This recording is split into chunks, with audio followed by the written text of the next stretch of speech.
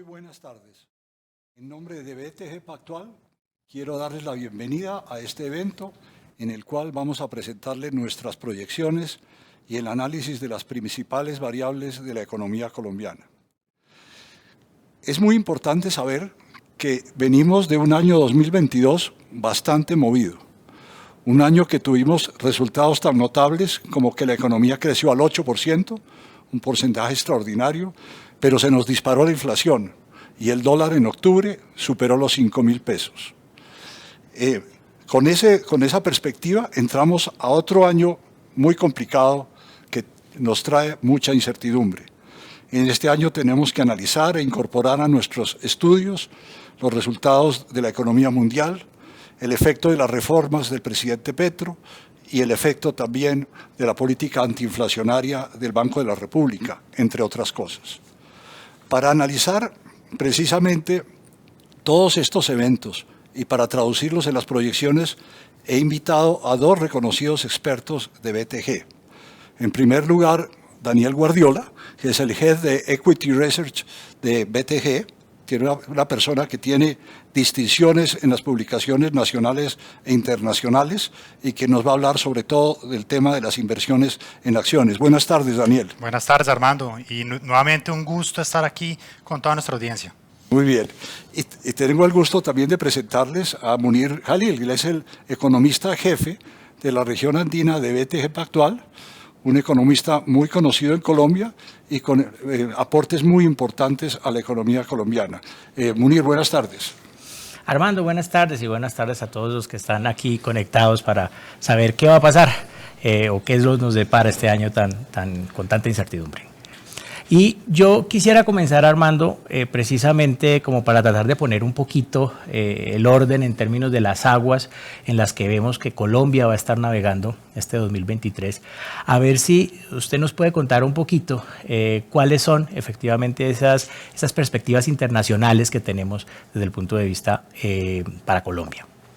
Muy bien, pues voy a atender su solicitud, Munir. Vamos a hablar de la economía internacional. Y ante todo, quisiera valerme de la ayuda de unas diapositivas. Espero que las puedan ver en un segundo.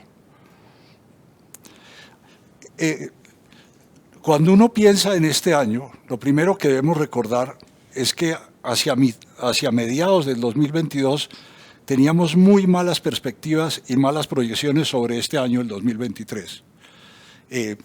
Estaban en marcha las políticas de altas tasas de interés de los bancos centrales para tratar de bajar la inflación y eso estaba dañando la demanda agregada de muchísimas economías. Tenemos en pleno furor la guerra de Ucrania, con todo el impacto que eso tenía en la economía europea y en los precios de muchas materias primas. Y también teníamos que la gran economía del mundo, que es la China, estaba creciendo muy poco porque estaba sofocada, estaba dañada por una política contra el COVID, llamada el COVID-0, que no hacía que ni que la gente, ni las mercancías, ni la economía pudiera funcionar bien. Pues bien, recientemente, en los últimos meses, la visión sobre el año 2023 ha venido mejorando. Hoy tenemos mejores cifras y han pasado algunos hechos positivos que vale la pena destacar. Ante todo, la inflación ya empieza a bajar en muchos países, en particular en Estados Unidos, en Europa y en varios países de América Latina. Y eso lleva a que los bancos centrales no sean tan agresivos con las tasas de interés. Esto ayuda a mejorar las perspectivas y las proyecciones de este año. En las reuniones recientes de Davos ya se manifestó que había mucho menor pesimismo. Y anoche, hace unas pocas horas, el Fondo Monetario dio a conocer las proyecciones de crecimiento de las principales economías del mundo, que precisamente muestra un ajuste hacia arriba de las proyecciones de crecimiento de muchos países. Yo les decía que hoy, por las menores tasas de interés, ya no hay esos temores tan grandes de recesión que había en Europa e incluso en Estados Unidos. Usted sabe que muchísimos economistas muy destacados estaban diciendo que Estados Unidos no iba a poder evitar una recesión. Ese temor hoy prácticamente se ha disipado. Los menores controles que el presidente Xi en la China impuso liberó a la economía de la mordaza de la política contra el COVID, la ha soltado, la deja crecer y le ayuda no solo a ese país, sino a la economía mundial. Y un cuarto factor es que en Estados Unidos ya entra en vigor una ley que se llama de reducción de la inflación, pero que en realidad es una ley de inversiones y de subsidios a economía verde. Eso va a impulsar la demanda agregada en Estados Unidos. Dicho esto, continúa la incertidumbre sobre la guerra en Ucrania. Allá pueden suceder eventos inesperados, ataques masivos y cosas que puedan ensombrecer este panorama un poco menos negativo que había hace algún tiempo. También es algo muy importante anotar que los precios de muchas materias primas clave han empezado a bajar y eso ayuda a la inflación de muchos países que se transmite a través de las importaciones. Y quiero repetir que sobre todo en Estados Unidos parecería que el ciclo más agresivo de alzas de tasas de interés ya ha terminado. Mañana, miércoles, seguramente el Fed va a subir 25 puntos básicos la tasa de interés y puede que haga algún ajuste adicional. Pero en general el mercado ya espera que con la caída de la inflación en Estados Unidos la situación va a cambiar. Pues bien, y por último, muy importante anotar que con las menores tasas los menores incrementos de tasas de interés en Estados Unidos y las tasas de interés altas en otros países del mundo están haciendo que los capitales fluyan de Estados Unidos hacia los países emergentes y hacia Europa. Eso ha tenido la consecuencia de que el dólar se ha depreciado. El dólar se ha depreciado y las otras monedas de estos países se han apreciado, como hemos visto en el caso colombiano. Yo creo que este es el panorama general y quiero a continuación hacer algunas anotaciones puntuales sobre estos puntos. A la izquierda tenemos los crecimientos que liberó anoche el Fondo Monetario Internacional de la economía mundial. Esto es la economía mundial en su conjunto, está ahí, y la barra azul es ese 2,9%, que es lo que el fondo cree que va a crecer el mundo en este año.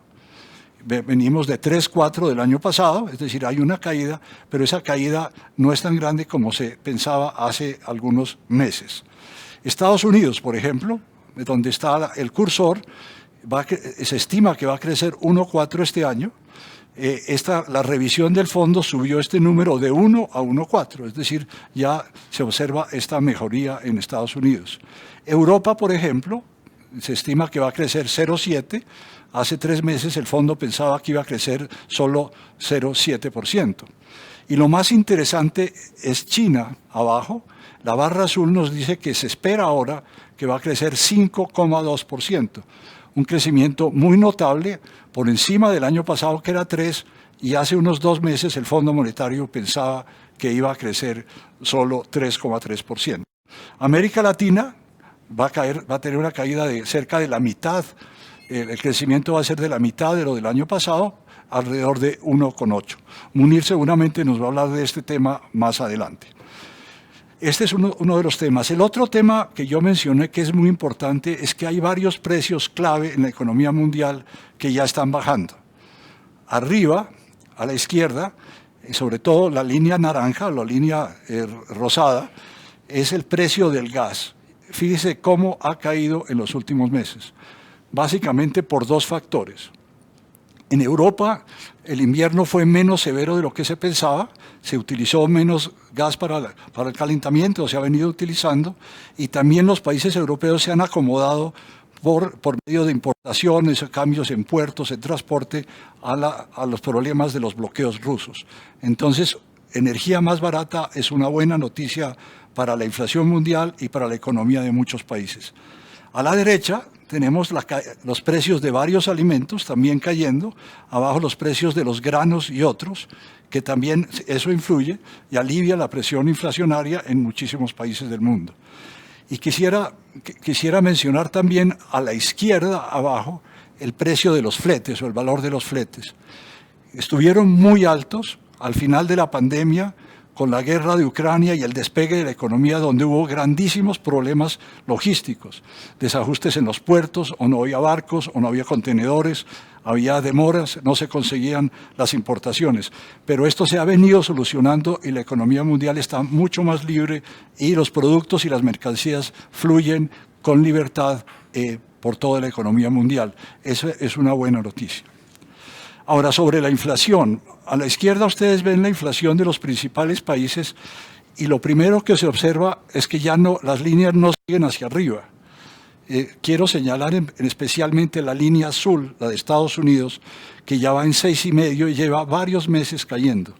Y a pesar de esto, la economía de Estados Unidos creció el año pasado cerca de 2%.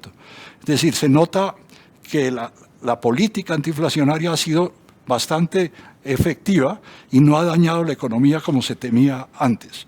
Y lo mismo estamos observando una caída de la inflación en Alemania y en el Reino Unido en la línea roja. Las tasas de interés de los bancos centrales están a la derecha. Yo solo quisiera notar que Estados Unidos va a subir, como dije antes, va a subir un poco, pero no tanto como se esperaba. La que sí va a seguir subiendo es la política de tasas de interés del Banco Central Europeo, que está en 2,5, está atrasada. Esa es una de las razones por qué puede haber capitales que vayan de Estados Unidos hasta Europa, porque la tasa de interés va a subir allá y eso va a seguir pesando sobre la depreciación del dólar. Otro hecho, ya para concluir, es reiterar con los movimientos de capitales y estos cambios en las tasas de interés que el dólar se ha depreciado. Quisiera invitarlos a mirar el gráfico de la derecha, de color verde, que es la tasa de cambio dólar-euro. Y fíjense ustedes que bajó desde 1,15 hasta 0,98, se estaba apreciando durante muchos meses. Pero a partir de finales del año pasado hasta ahora, con estos cambios en los movimientos de capitales, el dólar se ha depreciado. Ya no vale el euro 0,98, sino 1,08 dólares.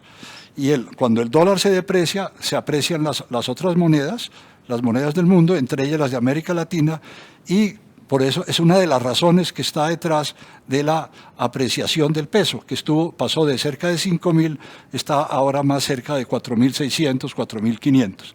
Este Munir es el marco general dentro del cual se inscribe el funcionamiento de nuestra economía y otras economías.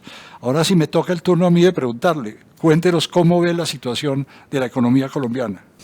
Claro que sí, Armando. Lo cierto es que en el caso particular de la economía colombiana voy a intentar hacer una presentación de ella por distintos aspectos. Del primero que quiero hacer referencia, es el tema de actividad económica.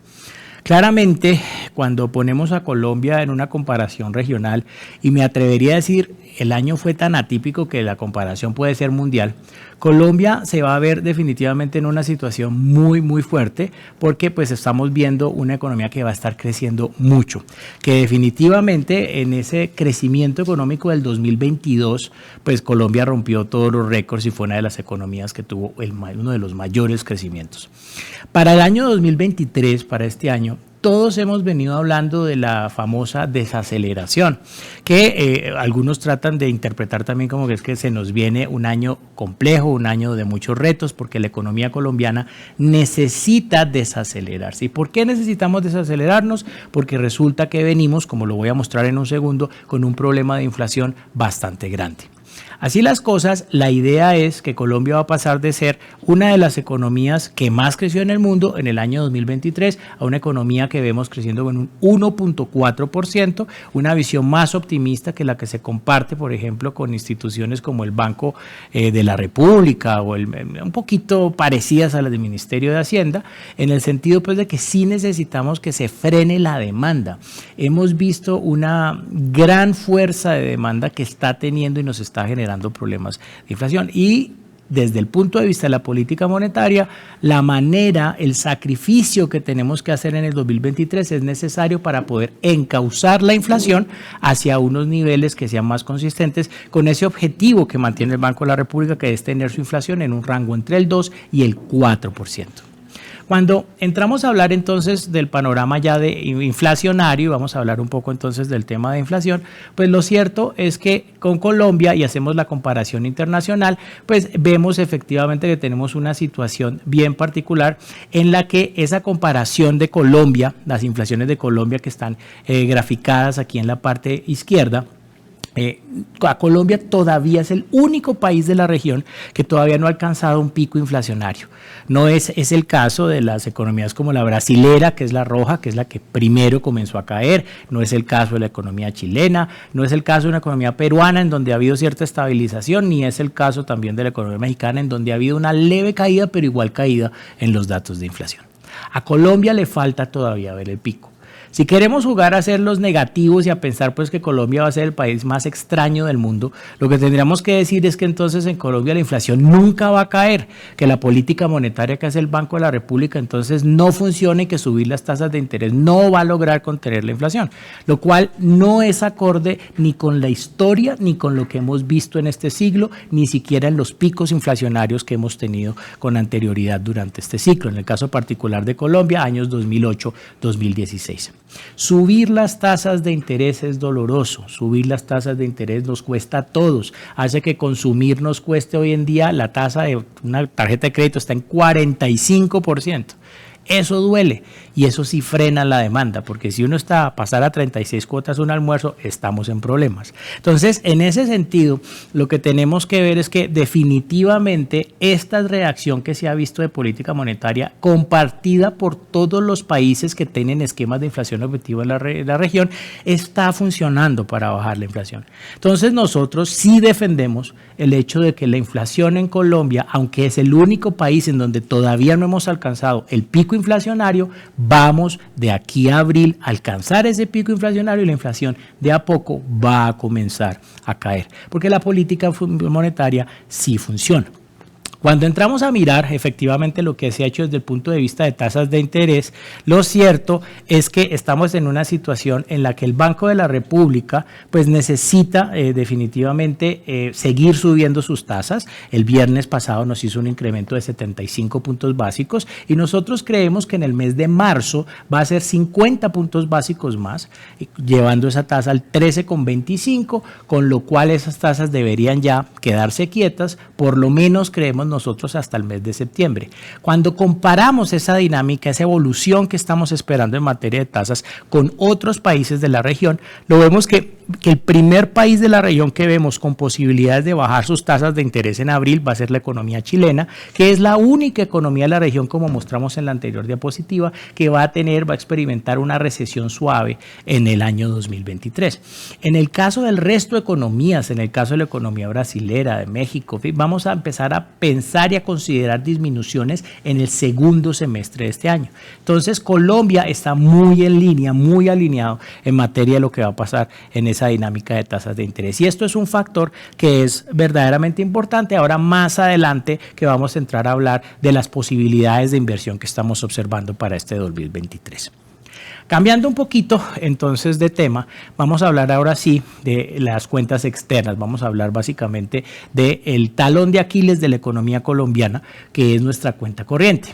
Esa cuenta corriente, lo que hemos observado es que durante este siglo en Colombia siempre ha sido deficitaria. ¿Qué significa que tengamos un déficit de cuenta corriente? Que cuando hacemos el ejercicio de dólares que entran al país versus dólares que salen, efectivamente siempre quedamos debiendo, siempre hay un faltante, por eso esas barras van para abajo, por eso esos números son negativos.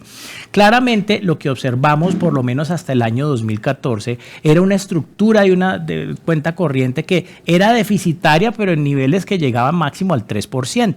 Cuando el precio del petróleo, que es nuestro principal producto de exportación, en septiembre del 2014 comienza a caer, es cuando nosotros comenzamos a ver un nuevo nivel de déficits de cuenta corriente, en donde desafortunadamente esos déficits de cuenta corriente se quedan en niveles muy altos y pues no es la excepción del comportamiento que vimos en el año 2022, para el cual esperamos que ese déficit llegue a una cifra récord de 6.3% del PIB, una situación que se da por el mismo crecimiento económico. Crecer implica tener que hacer más importaciones, hay mucha demanda, no se puede suplir localmente o necesitamos traer más materias primas, más materias intermedias y algunos bienes de capital.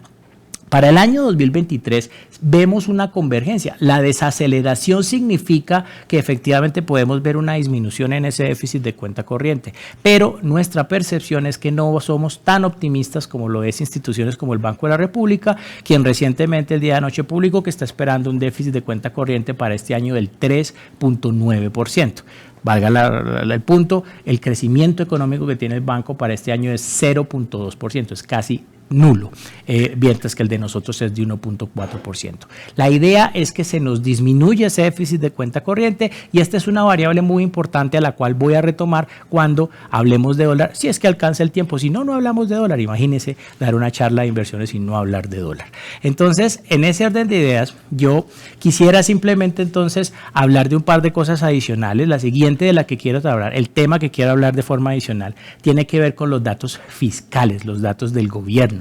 De alguna manera es súper importante lo que hizo el gobierno a finales del año pasado. En diciembre del 2022, el 22 de diciembre para ser exactos, el gobierno nos hizo una actualización de sus compromisos fiscales para el año 2023 y la verdad más hacia adelante, incluido también el año 2024. Y tal vez las dos cosas más importantes que vale la pena mostrar y que creo yo generaron un impacto muy positivo para los inversionistas extranjeros están en el hecho no de que, pues como lo muestran los datos, el déficit fiscal esté pasando del 2022 del 5.5% del PIB al 3.8%. Eso es bueno, eso nos está mostrando consolidación fiscal, pero antes también nos lo mostraba. Lo interesante de esta situación es que en estos datos ahora el gobierno hizo el esfuerzo de incluir el subsidio a la gasolina, lo que se conoce como el Fondo de Estabilización de los Precios de los Combustibles. Y eso se convierte en un hito muy importante porque ya no tenemos que hacer esas sumas que hacíamos antes de decir, listo, entonces yo tengo el déficit del gobierno y le sumo el subsidio. No, cuando decimos el gobierno se está comprometiendo a tener un déficit del 3.8% para este año, ya está incluido en esa cifra ese pago de 1.7% del PIB que para el 2023 el gobierno va a hacer en lo que respecta a los subsidios de la gasolina. Eso es bastante positivo. Y el otro hecho para mostrar también es que los economistas siempre nos quejábamos en el caso fiscal de básicamente los ingresos y el hecho de que los ingresos fiscales estaban de alguna manera muy bajos, alrededor del 15-16%. Y estamos mirando que esos ingresos efectivamente se están incrementando del 16 al 20% en el 2022. Eso está en la diapositiva anterior, qué pena con ustedes. Entonces, lo cierto es que ese incremento se dio al 20% del PIB y eso nos pone ya en el promedio latinoamericano. Un último punto que voy a hacer y que obviamente nos va a dar pie para otro tema bien importante en esta conversación, tiene que ver ahora sí con la parte del riesgo país. La percepción básicamente que estamos teniendo con el riesgo país, que es un factor bien interesante. Lo primero para decir es que en Colombia los países, o en la región, perdón, los países comparables se pueden hablar en dos grupos. Tenemos los grupos que tienen el grado de inversión, que claramente son los que tienen el riesgo país más bajo, como se ve en la gráfica, el caso particular de Chile, de Perú y de México, y luego una diferencia, una separación, un grado de separación entre aquellos países que no tenemos el grado de inversión, en donde nos encontramos países como Brasil y países como Colombia. Antes de octubre, y más o pues en verdad empezamos a ver una dinámica bien interesante alrededor de mayo, desde mayo del año 2022, pero veníamos muy pegados con la economía brasilera y a Colombia no nos gustaba estar pegados a Brasil porque la nota de Brasil, la percepción que tiene de riesgo a la luz de las calificadoras por una economía como la brasilera estaba 2 grados abajo de la nota colombiana. Llega octubre y nos quedamos con ganas de estar pegados a Brasil porque después de el problema de comunicación tan fuerte que tuvimos, de las dudas que se generaron en el país, después de que a través de un comienzo de mes fatídico en donde a través de unos tweets se generaron unos problemas graves en materia de lo que podía pasar en lo que respectaba básicamente a toda la dinámica de la posibilidad de un control de capitales, la posibilidad de unos impuestos que se podían cobrar, llevó a que el riesgo Colombia se separara casi 100 puntos básicos de lo que pasaba con Brasil y termináramos entonces viendo unas consecuencias también en el tipo de cambio muy significativas. Ahí fue cuando pasamos del 5.000 pesos en la parte del tipo de cambio. Con calma, con silencio, con tranquilidad, entregarle todo el manejo de lo económico al ministro de Hacienda, empezamos a ver algo de disminución en ese indicador y claramente no hemos vuelto a estar a los niveles de Brasil. Pero claramente pensando en el 2023, esta variable del riesgo país, de lo que pase, de la incertidumbre que se genera básicamente alrededor de estos temas generados por las potenciales reformas que se nos vienen en el año 2023, me hacen a mí pensar, y en ese sentido entonces yo vuelvo con Armando, simplemente para comentarle a Armando que nos diga un poco cómo vemos desde acá de BTG Pactual a la luz de estas reformas que se nos vienen en el 2023 y toda la incertidumbre política que se puede estar dando. Muchas gracias, Munir, muy claro. Yo quisiera empezar a discutir el tema de la política, de la influencia de las reformas en la economía, recapitulando un poco la trayectoria del presidente Petro. Yo quisiera compartir una diapositiva con ustedes. Muy bien. El presidente Petro, y eso es muy importante tenerlo en cuenta, llegó a la presidencia con un margen estrecho, no fue un landslide, como dicen en Estados Unidos, sino ganó con apenas 50,5%, con algunos cientos de miles de votos de ventaja sobre el ingeniero Hernández. Tenía una popularidad, sobre todo en el primer mes, del alrededor del 64%. Pero lo más interesante en ese momento era entender que los congresistas que se habían elegido por el pacto histórico y los partidos y los grupos aliados, como el de Comunes, como los Verdes, etcétera, no lograban una mayoría ni en el Senado ni en la Cámara. Tenían apenas 34% en el Senado y 26% en la Cámara, dependiendo de cómo se contabilicen este número de congresistas. En ese momento era claro que el presidente Petro, sin mayorías, iba a estar en una situación parecida a la del presidente Boric o del presidente Castillo en el Perú. Es decir, que no iba a tener dificultades para sacar las reformas. Pero hábilmente, por medio de negociaciones políticas, el presidente Petro logró que partidos tradicionales como el Liberal, los conservadores o la U se sumaran a su coalición y formó mayorías. Tiene mayorías cómodas hoy en el Senado y en la Cámara que le permiten sacar adelante algunas reformas. Ahora, ¿cómo hizo las negociaciones el presidente Petro? ¿A cambio de qué los votan a favor de sus iniciativas? Pues evidentemente por cuotas burocráticas en el gobierno. Algunos de los ejemplos pues, más destacados son el ministro del Transporte, el ministro Reyes, que es una figura destacada y recomendada del Partido Conservador. El Partido Liberal cuenta con 2 ministros, el Ministerio de Vivienda y el Ministerio de Justicia, y la U cuenta con el Ministerio de la Tecnología. Y hay muchos otros cargos menores también que se han repartido y que ayudan a cementar, a aglutinar esta coalición. Ahora, con estas mayorías, desde agosto hasta ahora, le han permitido sacar adelante algunas reformas, varias leyes importantes. La más destacada de ellas, por supuesto, es la reforma tributaria que se discutió en el semestre pasado. Ahora, con esto no quiero decir que el presidente Petro, y eso lo vamos a discutir más adelante, tiene todo el poder para sacar cualquier tipo de reformas por el Congreso. Hasta ahora hemos visto que hay varios contrapesos en marcha derivados de las instituciones colombianas. Varios jueces, por ejemplo, pues ya han echado para atrás las órdenes de liberación de algunos presos en los temas de la paz total.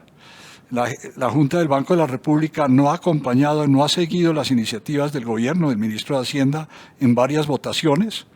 Y los mercados le han puesto, son un freno importante a lo que hace y dice un gobierno. Yo creo que en octubre tuvimos una gran devaluación, se subió el riesgo país, hubo una gran agitación en la economía, pues los mercados estaban muy nerviosos. En ese momento el gobierno corrigió muchas cosas. Algunas de las ministras dejaron de hacer anuncios, el mismo presidente ya no volvió a decir que iba a poner controles de capitales y eso ayudó a calmar los mercados. Pero eso muestra que cuando los mercados se asustan, cuando no le creen a los gobiernos, le mandan mensajes muy fuertes que los obligan a serenarse, a entrar en razón nuevamente. Y hay segmentos de la opinión pública, en la vocería, en la prensa, en el radio, en fin, que también lanzan notas de control que finalmente tienen algún impacto en el gobierno. Pues esta es la visión general de cómo entra al año 2023 el gobierno del presidente Petro. ¿Qué ha pasado en las últimas semanas? En este enero que ha sido muy interesante, un año que nos ha llenado de incertidumbre. Y quiero enfatizar en la palabra incertidumbre. ¿Por qué ha ocurrido esto? Porque se han conocido varios anuncios preocupantes. Por ejemplo, que el presidente asume las funciones de las comisiones regulatorias de los servicios públicos. Algo que tiene naturalmente un impacto sobre la inversión, sobre todo el sector eléctrico, sobre muchas empresas que han hecho grandísimas inversiones en plantas de generación, distribución y transmisión. Anunció el gobierno por esos mismos días que se congelaban los peajes y que se iban a reemplazar por cobros de valorización, los cuales no se habían calculado, de los cuales enfrentan problemas prácticos, problemas legales y problemas constitucionales. De tal manera que hoy es muy incierto qué va a pasar con las concesiones, las existentes, y hay muchas dudas si podrá haber nuevas concesiones hacia el futuro. Para no mencionar lo que más se ha repetido, el tema que va y viene, que es el tema de la exploración y la producción de petróleo y gas. Si va a haber nuevos contratos o no nuevos contratos, una ministra dice una cosa, el otro ministro lo corrige, y en fin, el país y el sector sobre todo tiene mucha incertidumbre sobre lo que va a pasar en esa área. Y a lo anterior se suma que la semana entrante empieza la agenda legislativa del gobierno a entrar al Congreso. El 6 de febrero se abren las sesiones extraordinarias del Congreso y la reforma a la salud, muy importante para la vida, para la salud de la gente del común, de todos los colombianos, está en vilo. Hay una propuesta radical de eliminar las EPS y trasladar al sector público todo el manejo de la salud. Eso va a traer una gran discusión en el país y va a haber mucha atención alrededor de este tema. Y también tenemos, pues no se conoce todavía la reforma laboral y mucho menos la pensional, pero el gobierno insiste que va a llegar y la impresión que se tiene es que probablemente unos meses después estas dos reformas van a entrar a la agenda pública. Tenemos también la adición presupuestal, allí vamos a ver subsidios, vamos a ver gastos para la reforma agraria, en fin, se van a cargar de recursos varios programas del gobierno Petro. Y estará el plan de desarrollo, donde seguramente también hay muchas normas que van a reforzar toda la estrategia legislativa e institucional del gobierno. Munir nos mostró que el contexto fiscal está más o menos equilibrado, que baja el déficit a 3,8 en este año, que la deuda pública está en niveles aceptables dentro del marco de la regla fiscal, pero con la incertidumbre y se está creando con estos anuncios y con este tipo de propuestas del gobierno riesgos e incertidumbre sobre la participación privada en toda la infraestructura, en los servicios públicos y en la salud. ¿Cuál es la conclusión de todo esto? Esto crea incertidumbre, no se conocen las reglas del juego, no existe seguridad jurídica. Y cuando hay incertidumbre, los economistas sabemos que hay menos inversión privada y, por supuesto, menor crecimiento en el mediano y el largo plazo. Este puede ser una de las herencias de lo que estamos observando en estas semanas. ¿Cuáles son las conclusiones, Munir, de lo que hemos estado conversando? Este año será de alta incertidumbre. Seguramente hacia el futuro, si se mantienen estos lineamientos, va a haber menor crecimiento, mayor desempleo. Eso sí, por ahora con una situación fiscal controlada. Pero, insisto, no hay certeza sobre las reglas del juego en sectores claves como infraestructura, construcciones viales, salud, pensiones. Esto es negativo para la inversión privada. Pero ante estas amenazas surge una pregunta central. ¿Mantendrá Petro la coalición mayoritaria en el Congreso? Esa coalición que les dije que se logró sumando los partidos tradicionales a el bloque que vota con él. Ahí ya tenemos algunas voces disonantes. El mismo presidente del Congreso, Roy Barreras, ha dicho que no le jala a la reforma de salud. Hoy los conservadores dijeron que van a reunirse para analizar si van a apoyar muchas de estas cosas.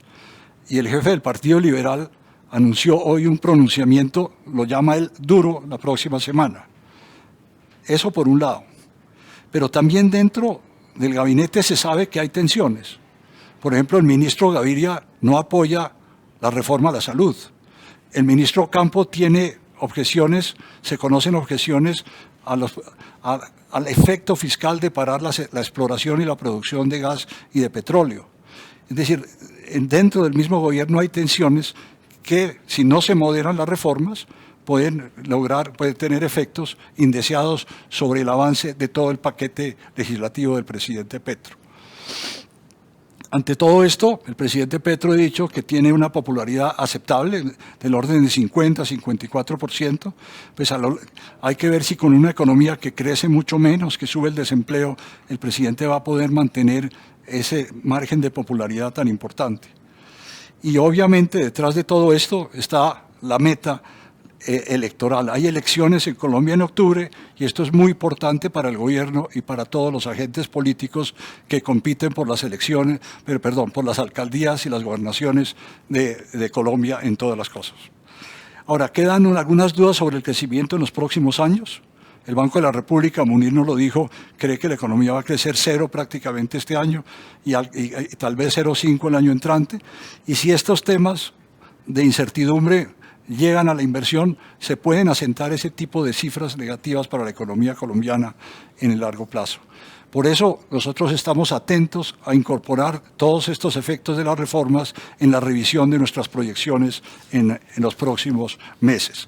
Pero yo creo que con eso, es hora de pasar a aterrizar un poco esta discusión y mirar las inversiones, lo que a la gente le interesa en sus portafolios, en las inversiones que tienen en el día a día.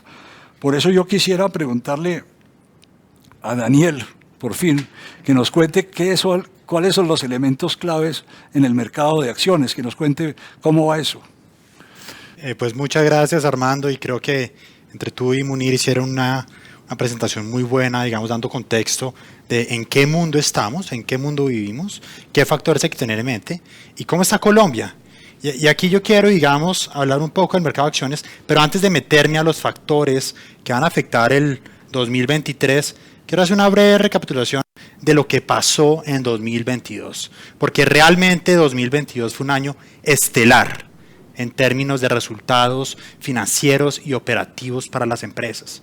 Fue un año en donde las empresas fueron capaces de crecer sus utilidades en casi un 70%. Si uno excluye petróleo de eso, crecieron más del 20%. Los bancos expandieron 30% sus utilidades y nada de esto se tradujo en rendimiento de las acciones. Y la realidad es que el factor que preponderó en 2022 no fueron los fundamentales, fue el riesgo de percepción política. Y ese riesgo de percepción política hizo que nuevamente el Colcap, el mercado colombiano, cayera en 2022 y nuevamente el Colcap fuera el índice de peor desempeño en Latinoamérica. Entonces es una breve recapitulación de lo que fue el 2022 y ya mirando hacia adelante en 2023, más que enfocarme en qué va a pasar o qué no va a pasar, quiero como detallar o tener en el radar cuáles son los factores que van a explicar rendimiento este año. Y en ese sentido creo que hay 4 factores claves a tener en el radar. Primer factor, yo diría nuevamente, y conecto con la presentación de Armando como terminó, percepción de riesgo político. En toda Latinoamérica hemos visto que el riesgo político es un driver muy importante en el rendimiento de las acciones. Y eso ha sido en Chile, en Colombia, en México, en Brasil, en Perú. Y realmente es que en Colombia el riesgo político hasta ahora solo ha sido negativo. Entonces uno puede ver las gráficas que están en la presentación, donde ven las líneas rojas, es básicamente la elección de Gustavo Petro 30 días antes de la segunda vuelta y hasta hoy, y lo que vemos es que realmente ha habido una caída, pero no hemos visto que de alguna otra manera se repita el patrón común que vimos en toda Latinoamérica, que es que las caídas siguen de reversiones. Estas caídas que 5 reversiones básicamente han sido originadas en gran parte porque los pesos y los contrapesos han funcionado. Y como lo decía Armando, en Colombia todavía estamos a puertas de ver si el contrapeso va a funcionar o no va a funcionar. Y yo creo que ese es un factor a tener en mente, sin ninguna duda. Si efectivamente vemos que de alguna u otra manera hay una moderación del riesgo político, creo que podría ser un factor positivo para el mercado accionario, que hasta ahora no ha presentado el mismo patrón que hemos visto en toda América Latina. Ese era el primer punto. Segundo punto, yo diría eventos corporativos. El año pasado y el año antepasado, realmente uno de los factores que explicó el rendimiento fue eventos corporativos. Tuvimos básicamente el año pasado 3 acciones en terreno positivo y las 3 estuvieron impulsadas por noticias específicas que pasaron en esas empresas. Y para este año vamos a seguir viendo capítulos. Vamos a decir capítulos relacionados con el grupo empresarial antioqueño, relacionados con las holdings, probablemente nuevas OPAs, pero también impactos o también posibles eventos en las subsidiarias. Y aquí me refiero específicamente al caso de Cementos Argos, en donde ellos hace ya más de un año anunciaron un potencial listamiento de su unidad de negocio de Estados Unidos en la Bolsa de Nueva York. Pero adicionalmente a eso, creo que ha habido temas muy interesantes que se van a cerrar en el 2023, como por ejemplo el cierre, digamos, de la venta parcial de los aeropuertos de Grupo Argos a Macquarie, por un valor cercano a $150 millones. Entonces creo que en el grupo antioqueño hay todavía, digamos, muchos eventos muy interesantes a resaltar. Cuando mira los bancos, hay 2 fintechs muy profundas, cada una tiene más de 14 millones de usuarios, que eventualmente no creo que vaya a pasar el 23, pero es un tema a tener el radar hacia adelante por si acaso hay medidas para desbloquear valor. Y el último, diría, sería noticias positivas finalmente del mercado accionario colombiano, en donde vemos flotante nuevo, sangre nueva que entra al mercado. Y eso básicamente sería el caso del Grupo Éxito, en donde su controlador básicamente planea hacer una escisión de Grupo Éxito, y eso lo que significaría es que el flotante de esta acción se incrementaría de un actual 3% a un 53%. Ese es el segundo factor, eventos corporativos. Un tercer factor, muy rápido, es qué va a pasar, digamos, con las utilidades de las empresas en 2023. Ya lo dije, 2022 espectacular. 2023, pues vamos a ver un aterrizaje. Vamos a ver qué aterriza el crecimiento de utilidades. Después del crecimiento tan fuerte, pues vamos a ver utilidades decreciendo en un menos 1.2% y rebotando hacia el 2024. Y un último punto, todo esto, si lo ponemos en la licuadora, ¿qué significa en términos de valoraciones? Pues hoy Colombia es un mercado que realmente es muy atractivo en términos de valoraciones. Si uno mira Colombia, ¿a cuánto se está negociando en términos de precio-utilidades? Una muy buena parte de las acciones colombianas se negocian por debajo de 5 veces utilidades, 5, especialmente los bancos. Cuando nos comparamos contra la región y contra nuestros pares en Latinoamérica, pues estamos a descuentos de más del 20%. Cuando uno mira los rendimientos del dividendo de muchas acciones, hoy estamos hablando de un dividend yield promedio del 8%, y en algunas acciones por encima del 20%. Entonces yo creo que la conclusión aquí es sí, Colombia está barata, gran parte de la incertidumbre o más de lo que realmente existe en la incertidumbre está apreciado, y lo que necesitamos ver es un 2023 donde ojalá gradualmente esa incertidumbre se reduzca y se reduzca el riesgo de percepción política. Un último tema, digamos como un bonus track que me gustaría meter, es un riesgo adicional que tiene Colombia, que creo que no se va a materializar el 23, pero de pronto el 24, que es que Colombia hoy está clasificado como mercado emergente para todos los índices del mundo. Y yo no descartaría el riesgo que en el 24 nos cambien a mercado frontera. Eso es básicamente podría ser resultado del hecho que Ecopetrol lo eliminaron del índice de Emerging Markets en noviembre del año 2022. Bueno, Daniel, hasta ahora eso es muy convincente, muy claro, pero la gente que está escuchándonos de pronto nos dice, bueno, ¿y Daniel qué recomienda? Pues póngale nombre propio a sus recomendaciones. Sí, no, y es muy buena pregunta, Armando, y aquí saco la bola de cristal.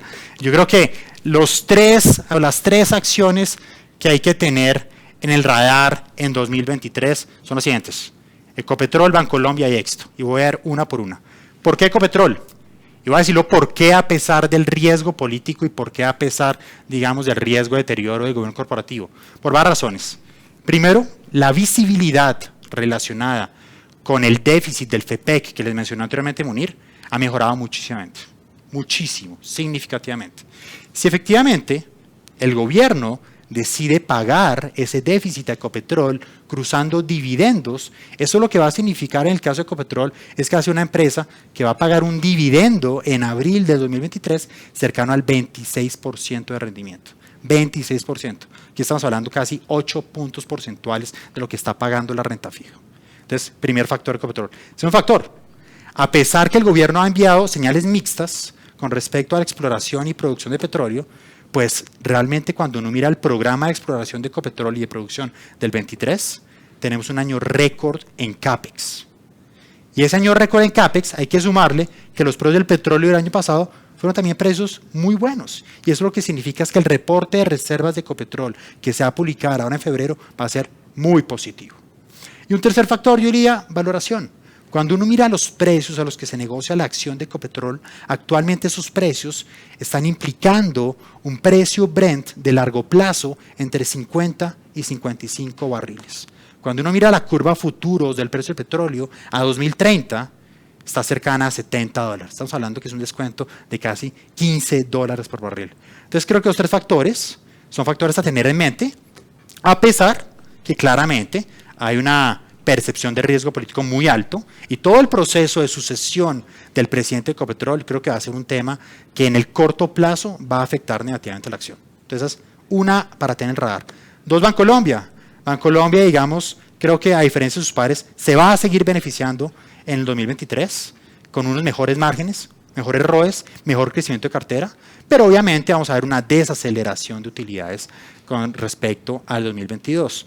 Una de las razones por las que yo creo que Bancolombia hay que estar en el radar es porque Bancolombia es la proxy de Colombia. Esa es la realidad. Si el día de mañana vemos una menor percepción de riesgo político, Bancolombia va a ser el vehículo que más se debería beneficiar. Y además de eso, entre un mercado poco líquido, es una acción líquida que le permite a cualquier inversionista internacional entrar y salir sin tener ningún problema. Y una tercera, que ya la mencioné anteriormente, éxito, básicamente porque es una acción que vuelve a ser invertible, es una acción que va a tener el flotante como porcentaje de acciones totales más grande de todo el mercado colombiano, cercano al 53%, y esa sangre nueva yo creo que puede generar apetito de inversionistas, tanto extranjeros como colombianos. Muy bien, muchas gracias, Daniel. Pero Munir, yo creo que se nos está quedando por fuera algo muy importante. La gente se debe estar preguntando, ¿y qué hago con la renta fija? ¿Cómo ve las tasas de interés hacia adelante? Y la mayoría va a decir, ¿y el dólar? ¿Qué piensa Munir Jalil sobre el dólar? Entonces, por favor, resuélvanos esas dudas. Así es, Armando. Si termináramos la charla ahora, diríamos que entonces BTG está diciendo que todo para acciones y ese no es el punto. Definitivamente creo que el mercado accionario tiene unas opciones bien interesantes, pero sin lugar a dudas, lo cierto es que desde la renta fija, nosotros acá en BTG hemos venido haciendo recomendaciones desde el año pasado muy fuertes hacia la renta fija. Empezando por la recomendación más sencilla de todas. El contexto que estamos viendo de inflaciones altas, de un Banco de la República subiendo sus tasas de interés, de todavía no haber alcanzado ese nivel máximo y ese pico inflacionario, ha venido haciendo que poco a poco esas tasas de títulos tan sencillos como un CDT durante todo el 2022 hayan sido una excelente oportunidad de inversión para muchísimas personas. En el 2023, por lo menos durante estos primeros meses, esa idea se mantiene. Lo que estamos diciendo nosotros es que tenemos una idea muy interesante con lo que respecta a la renta fija porque siguen siendo unas inversiones bastante llamativas. Poder tener un CDT, poder hacer algunas inversiones inclusive indexadas a títulos de IBR, a títulos de IPC, sigue siendo algo muy llamativo en donde se están consiguiendo a veces valoraciones en algunos de los fondos, se están observando inclusive de 20% o inclusive más en títulos que estamos hablando, por ejemplo, un CDT que están emitidos por bancos con calificaciones AAA, prácticamente con muy poco riesgo. Daniel nos hablaba entonces de las opciones de las acciones y de las posibilidades que pueden haber en unas acciones, pero obviamente asociado a muchos factores, incluido la gran incertidumbre. Cuando hablamos de renta fija, cuando hablamos de estas inversiones en CDTs, ese riesgo es mínimo y básicamente lo que tenemos son inversiones que están garantizando muy buen retorno. La renta fija continúa siendo entonces nuestra recomendación clave para el arranque de año en este contexto en el que en Colombia vamos a estar observando llegando a ese máximo inflacionario y llegando al máximo de tasas también por parte del Banco de la República. Y en lo que respecta al dólar, pues básicamente ya como para comprometernos con algo, porque si no Armando me mata, pues básicamente lo que siempre decimos es que tenemos las 4 fuerzas que determinan el comportamiento del dólar. Por un lado, Armando nos habló de ese contexto del dólar como moneda de reserva, del dólar que en el 2022 se comportó como el rey. No había nada más en qué invertir sino en dólar en el año 2022. Ya para finales y en lo que va de este 2023, hemos visto en este indicador que es una proxy en la que tratamos nosotros de observar qué tan fuerte o débil se ve ese dólar, hemos visto una devuelta, esa debilidad a la que hizo mención Armando y que ha hecho que no solamente el peso colombiano, sino todas las monedas en las economías emergentes hayan mostrado una tendencia hacia la apreciación. La otra variable que es bastante importante en el caso colombiano, sin lugar a dudas, es el precio del petróleo. Hemos observado una dinámica de precios del petróleo muy buena, muy positiva en el año 2022, producto en buena medida por todo el conflicto Rusia-Ucrania, y ya en lo que va de este año hemos visto algo de devuelta, pero en unos precios que todavía son favorables, alrededor del Brent de unos 85, 86 dólares el precio del barril. Esos factores han sido constructivos, llamémoslo así, los factores constructivos alrededor del dólar. Factores que juegan en contra del dólar y que hacen que pueda que entonces se deprecie un poco más. El primero lo mencioné yo cuando hacía la referencia hacia Colombia, el caso de la cuenta corriente. Cuando estamos mirando ese ejercicio de los dólares que entran y que salen al país y vemos que en el caso de Colombia somos deficitarios y hemos sido deficitarios durante todo este siglo, pues obviamente lo que nos está diciendo es que yo necesito que haya un flujo de dólares continuo hacia el país que nos permita financiar, que nos permita fondear esas necesidades de dólares que yo tengo. El hecho de que se mantenga un déficit alto significa que en Colombia los importadores, la gente, los que tienen que pagar deudas afuera, están todavía demandando dólares y por consiguiente esas presiones ahí, esa demanda de dólares va a estar ahí todavía fuerte y le va a generar algo de fuerza hacia la depreciación. Y un último factor que fue clarísimo en octubre del año pasado tiene que ver con el riesgo país, con el hecho de que cuando hay una percepción de riesgo país y se incrementa de forma alta ese riesgo país, como algo que nos mencionaba Armando, en términos de toda esa incertidumbre que tenemos en materia de las reformas que se nos vienen, en materia yo diría sobre todo esa reforma pensional, que diría es la que más impacto podría terminar teniendo sobre el dólar, porque dependiendo de lo que pase, si llegáramos a ver que el ahorro pensional desaparece en su concepto de ahorro y se convierte básicamente en un gasto, pues esa desaparición de ese ahorro en el concepto macroeconómico puede tener consecuencias muy fuertes para los inversionistas extranjeros, que puede terminar yendo inclusive que muchos de ellos decían no estar más en Colombia. Y si eso fuera así, no es el caso que estamos pensando, pero pues tenemos que considerar todas las dinámicas. Este riesgo país podría subirse de forma muy significativa y obviamente alcanzar unos niveles de tipo de cambio más altos. Todas estas 4 fuerzas interactúan con los niveles de tipo de cambio y eso es lo que nos lleva a nosotros a decir que a hoy, con la información que tenemos, la expectativa y el escenario que estamos trabajando y que ya ustedes han escuchado, estamos diciendo que hacia fin de año estaríamos viendo un nivel de tipo de cambio que estaría alrededor de los 4.720 pesos, con una volatilidad que estaría muy marcada, porque eso sí es muy difícil saber cuándo cada una de estas fuerzas es la que más pesa y la que empuja el tipo de cambio en una u otra dirección. La volatilidad va a estar ahí y nuestro pronóstico 4.720 pesos para fin de año, Armando. Muchas gracias, Munir.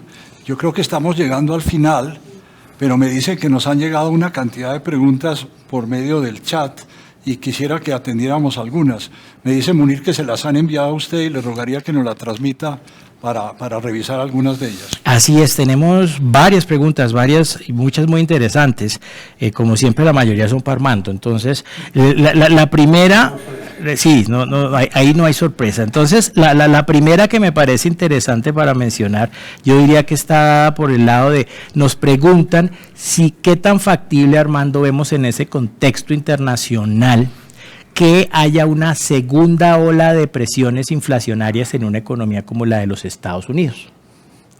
Es una pregunta pues sumamente difícil de responder, máxime cuando hay una tendencia hacia la baja, donde la economía de Estados Unidos está creciendo muy poco y uno no ve una presión de demanda o un choque súbito que lo pueda causar otra vez un brote inflacionario.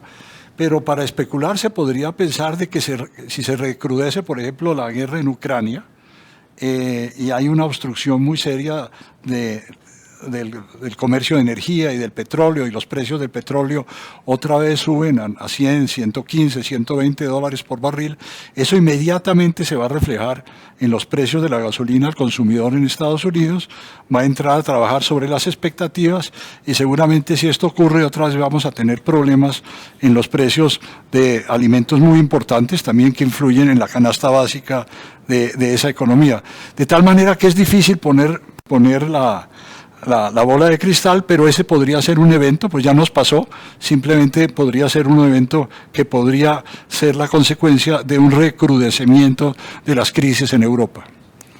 Así es. Aquí hay otra pregunta, voy a aprovechar porque además está muy asociada con una que también le están haciendo aquí a Daniel, y tiene que ver, Armando, desde el punto de vista político, con qué puede pasar con las reformas ante tanta discusión. Pues la pregunta, si la entiendo, es si las reformas como están concebidas, como las ha presentado el gobierno, van a pasar o no van a pasar. Y yo creo que eso va a depender de la solidez de la coalición que tiene el gobierno en el Congreso. Si las reformas son muy radicales, seguramente va a haber personas del Partido Conservador, del Partido Liberal, incluso de los Verdes, que ya se nota cierto malestar, que van a decir, bueno, a eso tan radical no le jalamos. Entonces, el presidente Petro puede, ante una circunstancia de esas, puede reforzar, digamos, lo que llaman mermelada, tratar de agarrar otra vez la coalición, pero si no lo puede hacer, tiene que negociar y seguramente va a tener que moderar la radicalidad de las reformas. Pero de eso esencialmente va a depender. Y evidentemente los otros contrapesos que mencioné también pueden ser un freno. El presidente Petro puede tener, ante alternativas muy radicales, problemas dentro de su propio gabinete. El ministro Gaviria en salud, el ministro Campo en los temas fiscales petroleros, en fin, ahí puede tener algunas dificultades. Y los mercados. Si otra vez el dólar se va para arriba y el riesgo país se va muy grande porque los mercados se asustan, yo creo que el gobierno va a tener que reaccionar, va a tener que pellizcarse y decir, hombre, de pronto eso no debe ser tan radical y hay que moderarlo un poco. Yo pararía ahí, Munir. Hablando de reformas, a Daniel le hacen una, y es, ¿cuál sería el impacto de la reforma pensional en el mercado de capitales? Pues es una muy buena pregunta. Desafortunadamente no tenemos el detalle de qué es la reforma pensional, pero creo que me gustaría abordarlo de qué significan los fondos de pensiones para el mercado de capitales. Cuando uno mira los activos que administran los fondos de pensiones, casi que un 50% de esos activos están invertidos en acciones colombianas y principalmente en bonos del Tesoro colombiano, en TES. Entonces, ¿qué significan las AFPs para el mercado? Pues básicamente es el principal participante del mercado colombiano. Esa es la realidad. Si uno mira los últimos 7 años de historia, por lo menos en acciones, en los últimos 6 han sido netos compradores año tras año, a excepción del 2022. Entonces, sin ninguna duda son, primero, el jugador o el participante más activo del mercado, tanto accionario como de TES. Segundo, logran ser así de activos gracias a las contribuciones mensuales que reciben todos los meses. Y esto me lleva a una parte de la reforma que se habló en campaña y que algo se ha hablado en los últimos meses, y es que parte de la propuesta lo que haría es que disminuiría gradualmente, o masivamente más bien, esas contribuciones mensuales de las AFPs que los fondos de pensiones utilizan para invertir. ¿Para invertir en qué? Financiando al gobierno, financiando empresas, financiando infraestructura en Colombia, etcétera, etcétera, etcétera. Entonces creo que la reforma pensional, sin ninguna duda, es el foco de los participantes del mercado. Puede ser un riesgo tanto al alza como a la baja. Creo que hoy hay muchísima incertidumbre, pero si efectivamente un escenario, como les decía Armando, se materializa, donde vemos más moderación, donde vemos menos radicalismo, creo que al final del día puede, ojalá, ser algo positivo para el mercado, que no sucedan estas cosas que en parte se anunciaron durante la campaña. Perfecto. Y ahí me preguntaron una de dólar, pero por cuestión de mentiras, vamos a hacerla. Dice, ¿de qué depende que el dólar vuelva a estar por encima de los 5.000 pesos? Entonces, efectivamente, eso sí que es sacar la super bola de cristal. Pero en principio, a la luz de esa explicación que yo di en donde hablábamos de las 4 variables que normalmente están en juego cuando estamos pensando en la determinación del dólar, lo que yo diría es que obviamente un escenario adverso que hemos conversado acá en términos en donde tenemos una combinación de un escenario externo malo que significaría un dólar que se vuelva a fortalecer, por ejemplo, un ambiente de aversión al riesgo que haga que el dólar se fortalezca. Si le sumamos a eso un ambiente interno en donde, por ejemplo, se apruebe la reforma pensional tal cual está propuesta de forma original o lo que le hemos conocido en las propuestas pensionales dadas por el en su momento candidato ahora presidente Gustavo Petro, si a eso le sumamos una caída del precio del petróleo, estaríamos pues en el peor de los mundos que claramente harían que inclusive 5.000 pesos fuera un nivel bajo. Sí podemos pensar en escenarios que nos hagan pensar en una depreciación muy fuerte, eso es tal vez lo que yo diría. ¿Qué tan probable es que se dé eso? Pues va a depender mucho de todas estas fuerzas, muchas de las cuales son externas, nosotros no tenemos control de eso, y sí tenemos también que reconocer que en el margen, por primera vez en mucho tiempo, diría yo, estamos viendo una dinámica en donde el precio, en el caso particular del dólar, también está siendo muy influenciado por lo que pasa a nivel de decisiones de gobierno y de Congreso de la República. Pues muy bien. Ya hemos estado 1 hora con ustedes y creo que llega el momento de cerrar esta sesión. Yo podría decir que la palabra de estas proyecciones es incertidumbre, incertidumbre sobre la economía mundial, sobre la política económica, la política antiinflacionaria y la política pura que va a ser clave en la marcha de las reformas de este gobierno. Ante esta incertidumbre vamos a tener que revisar nuestras proyecciones, estar atentos a todo lo que pasa y seguramente los vamos a convocar otra vez en los próximos meses para discutir con ustedes cómo estamos viendo la economía colombiana. Muy buenas tardes y buenas noches.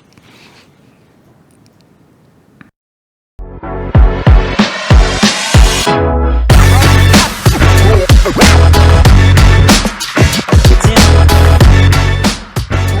right back.